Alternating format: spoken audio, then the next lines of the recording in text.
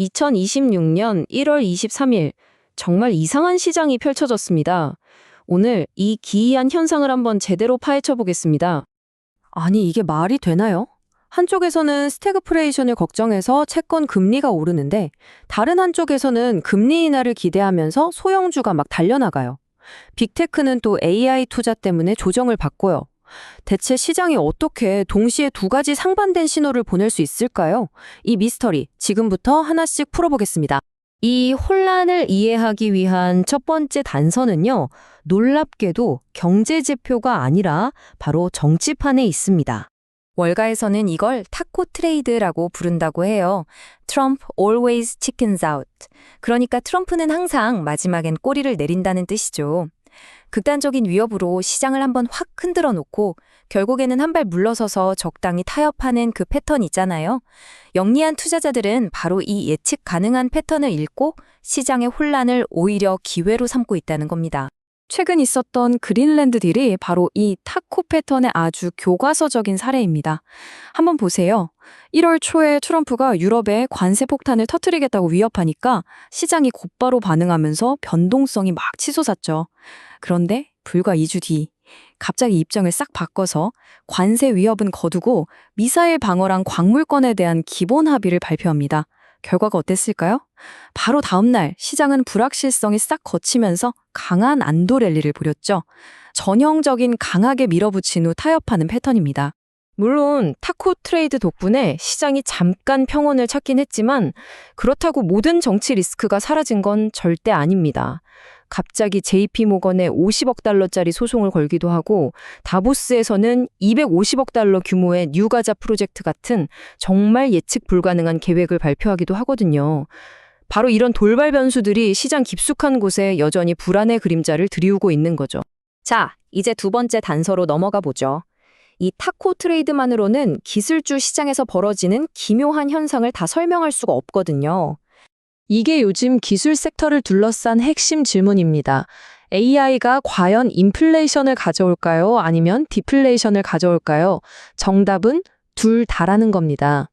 이 슬라이드가 이 근본적인 충돌을 아주 잘 보여주는데요. 한쪽에서는 AI 인프라, 그러니까 데이터 센터를 짓느라 에너지랑 원자재 가격이 올라가는 인플레이션이 발생하고요. 다른 한쪽에서는 AI 에이전트가 기존 소프트웨어 가격을 파괴하면서 서비스를 엄청나게 싸게 만드는 강력한 디플레이션이 동시에 일어나고 있는 거죠. 정말 아이러니하죠. 그리고 이런 모순적인 상황이 시장에 미치는 영향은 엄청납니다. 거대 기업인 마이크로소프트조차 최근 주가가 무려 20%나 폭락했으니까요. 시장이 왜 이렇게 불안해할까요? AI에 들어가는 막대한 투자 비용은 둘째치고 AI가 결국엔 마이크로소프트를 지금의 거대 기업으로 만들어준 바로 그 계정당 과금 소프트웨어 사업 모델 자체를 파괴할지도 모른다는 공포가 번지고 있는 겁니다. 이런 불안감은 마이크로소프트만의 이야기가 아닙니다. 보세요. 일론 머스크조차 잠재적인 경기 침체가 오기 전에 현금을 확보하려는 듯 스페이스X의 2020년 IPO를 준비하고 있습니다. 빅테크 전반에 걸쳐서 다가올 하강 국면에 대비하려는 움직임이 뚜렷하게 포착되고 있는 거죠. 자, 그럼 정리해 볼까요? 정치적으로는 어찌어찌 안정세를 찾아가는 듯한데 기술적으로는 대혼란의 시기. 이런 시장에서 미래는 과연 어떻게 될까요? 그래서 저희가 AI에게 직접 물어봤습니다. AI 모델들의 예측은 놀라울 정도로 한 방향을 가리키고 있습니다. 경기 침체가 오냐, 안 오냐의 문제가 아니라 언제 오냐의 문제라는 거죠. 이 표를 보시면 제미나이는 9개월, 클로드는 15개월 후를 예측하는 등 구체적인 시점이나 근거는 조금씩 달라요. 하지만 중요한 건 모두가 결국 미국 경제의 하강 국면이 임박했다는 큰 그림에는 동의하고 있다는 겁니다. 그래서 여기서 핵심은 이겁니다.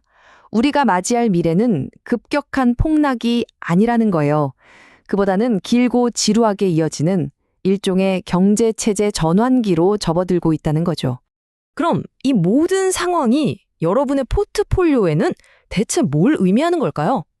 이 복잡한 제재 교차 시기를 헤쳐나갈 전략적인 결론을 말씀드리겠습니다.